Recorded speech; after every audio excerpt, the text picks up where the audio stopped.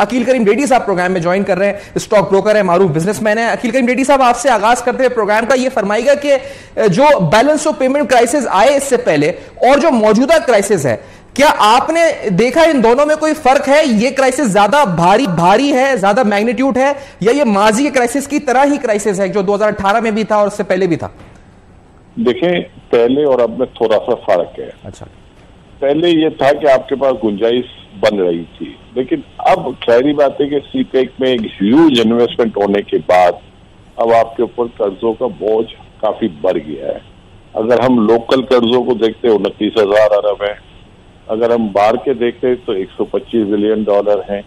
फिर आप ये देखें कि आपकी रुपी काफी वीक हो चुका है, और उसके साथ साथ जो सबसे खतरनाक बात है कि अभी आपसे इकोनॉमी कंट्रोल नहीं हो पा रही। अभी आपको आईएमएफ से पैसे लेने हैं, अभी आपको चाइना की, आपने देखा होगा कि कल उन्होंने 300 अरब रुपए अपने मांग लिए हैं, क्योंकि उनसे आपको 2.3 बिलियन डॉलर आने हैं जो आपने रीशेड्यूलिंग की है।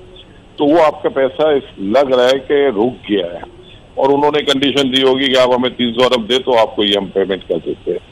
तो ये सारी चीजें खतरनाक है, और सबसे खतरनाक बात ये है कि पीछे तो कोविड की वजह से आपकी ट्रेवलिंग वगैरह बंद हो गई जी। अब फिर ट्रेवलिंग शुरू हो गई है। 350 मिलियन डॉलर के तो सिर्फ हमारे लास्ट मंथ के टिकट है। अब अगर आप इसके ऊपर कोई चीज नहीं करेंगे, फिर आप पाम ऑयल की प्राइस $1800 पे चली गई है, ब्रेंड की प्राइस 110-115 के बीच में है। तो इसके लिए आपको अब कंज्यूमर सोसाइटी बनानी पड़ेगी ताकि ये चीजों का इस्तेमाल आप कम करें। हम तो कर्जा ले रहे हैं, कर्जा लेके सब्सिडी दे रहे हैं और खा पी रहे हैं।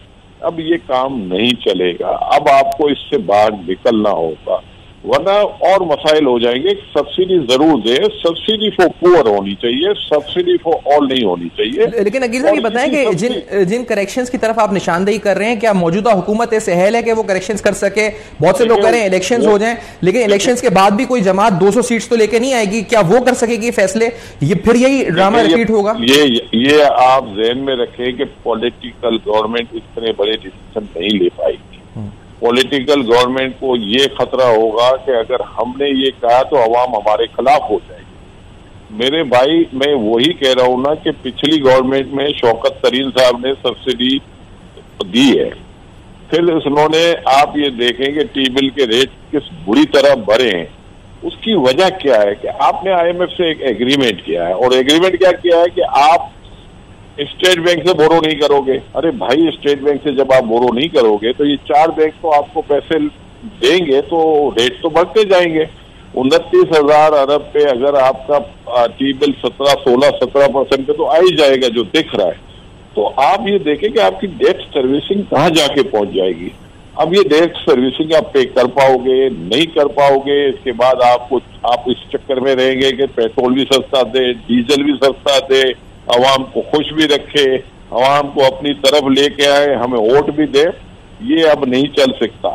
अब पॉलिटिकल डिसीजन नहीं लेने, अब लेने हैं तो पॉलिटिकल पार्टी को भी टफ डिसीजन लेंगे, और नहीं ले सकते तो कोई एक ऐसा सेटअप ले आओ ताकि ये सारी गंद को साफ करे, और साफ करने के बाद इलेक्शन करवाए।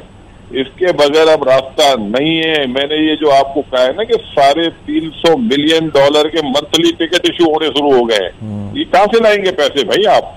अब आईएमएफ को आप जाके कहते हैं कि आपको $2 बिलियन एक्स्ट्रा चाहिए, तो वो आपको नई शराय पे डाल देगा। आप पहले पिछले तो ले लो, जो $3 बिलियन हमने लेने, पहले उसी को ले लो, छोटी मोटी प्राइस बढ़ा के जान छुड़ाओ, क्योंकि अभी तो आपकी रीपेमेंट का भी इशू है, आपका ट्रेड डेफिसिट का भी इशू है। इसके अलावा लग्जरीज को बैंड करो, ये बड़ी बड़ी गाड़ियां फौरी तौर पे बैंड करो।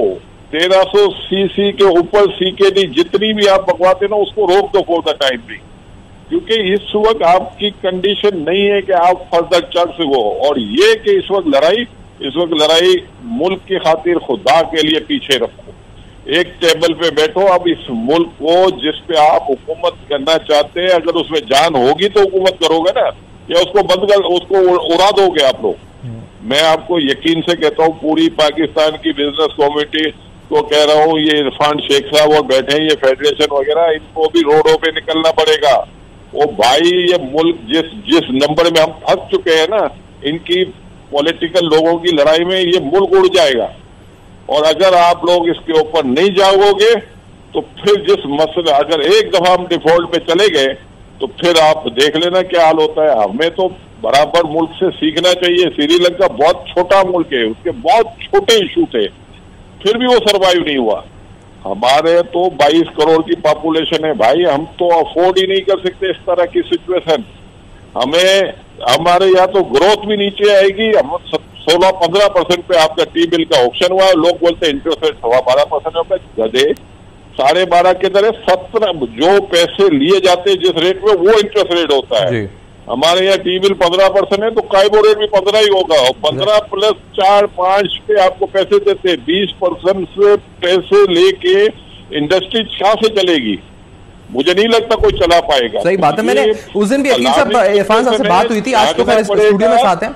उस दिन भी उन्होंने कहा था कि शहर सूद को 7% पे आना चाहिए। खोलनी पड़ेगी जी। लेकिन अकील साहब ये बताएं कि फिर अभी जो जिस तरह आप कह रहे हैं, मैं ये सवाल दूसरों के सामने भी रखूंगा, लेकिन आप जिस तरह कह रहे हैं कि एक ऐसा सेटअप आए जो कि सारे गंद को साफ करे और फिर उसके बाद फ्रेश इलेक्शन की तरफ जाए, यानी फौरी फ्रेश इलेक्शन हल नहीं है, तो ये कितने दिन का सेटअप होना चाहिए, महीने या साल का? नहीं लेंगे डिसीजन। पॉलिटिकल लोग बोलेंगे भाई अगर ये पिछली गवर्नमेंट की मुसीबत है तो हम अपने गले में क्यों बांध दें। आज नवाज शरीफ साहब ने सबको बुलाया हुआ है। मैं यकीन से कहता हूँ, मुझे नहीं पता क्या वो किस लिए बुलाया है, लेकिन अकल कहती है वो यही कहेंगे कि यार दूसरों की गंद हम क्यों साफ करें। वो सीधी एक ही बात करेंगे, दूसरों को कहेंगे उन्होंने यही कहना है कि भाई हम तो बहुत अच्छा परफॉर्म कर रहे थे, इन्होंने आके सब खान मार के हमको उड़ाया इन्होंने, और अब ये खुद भुगते। मैं ये कह रहा हूँ भाई ये मुल्क का मसला है यार, सबको बैठना पड़ेगा। अभी आपके पास माशाल्लाह पैनल अच्छा है, सबर जैदी समझदार आदमी है, अच्छी बात आपको वो भी बता सकते हैं। इरफान शेख साहब हमारे भाइयों की तरह है, हम उनसे भी रिक्वेस्ट करेंगे कि भाई जागने वाला टाइम आ गया है, अब सोते हुए काम नहीं चलेगा, अब बाहर बैठ के काम नहीं चलेगा, अब किसी की वाबस्तगी नहीं है, हमारी वाबस्तगी हमारा मुल्क है और इसके लिए अब बात करनी है। किसी को बुरा लगता है भले लगे, लेकिन साफ सुथरी बात करने की अब जरूरत है। वेट करोगे फर्दर मुसीबत में जाओगे। $10.5 बिलियन का रिजर्व लेके अभी हम बैठे हैं, आपके रुपये की तो लोग ऐसी की तैसी कर देंगे इस रिजर्व के ऊपर। सही।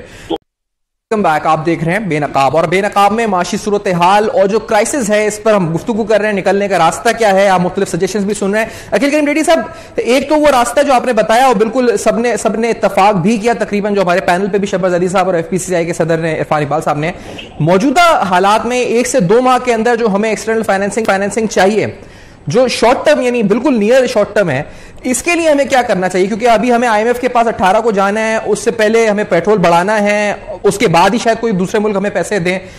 तो ये इस सूरत हाल 1-2 महीने वाली, इससे कैसे निकल सकते हैं, क्या करें इसके लिए?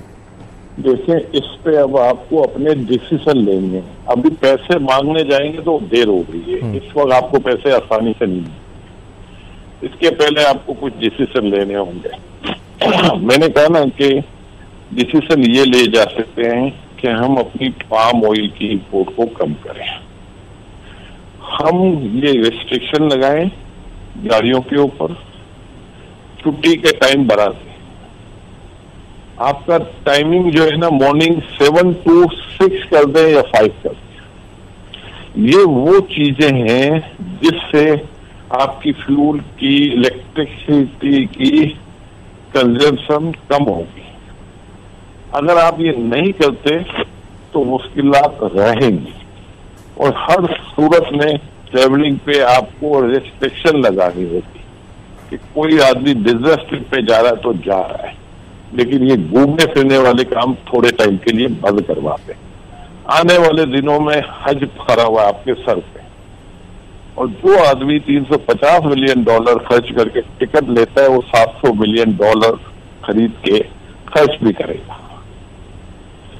इन चीजों को नहीं करेंगे तो रास्ता नहीं है। इसके अलावा आप लोगों को बताएं कि लोग अपने इस्तेमाल को, 4 गाड़ियां हैं तो घर में 2 गाड़ियां इस्तेमाल करें। इस तरह के डिसीजन बहुत सारे एक्सपर्ट हैं, मिल के बैठे और बैठ के ये सारे डिसीजन मिफ्ता इस्माइल साहब कर सकते हैं अखिल करीम रेड्डी साहब को लगता है?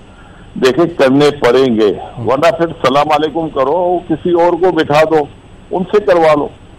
देखिए अब आप मुश्किल में आ चुके हैं, चाइना से 2.3 बिलियन डॉलर हर सूरत में आपको दे दें, अगर आप नहीं लेते आपकी मुश्किल आ जाएगी। रोशन डिजिटल अकाउंट में आपके बेतहाशा पैसे पड़े हुए हैं, अल्लाह का शुक्र है अभी तक विड्रॉ नहीं हुए, अगर कहीं ये विड्रॉ होना शुरू हो गए तो और डबल मुश्किल बढ़ जाएगी।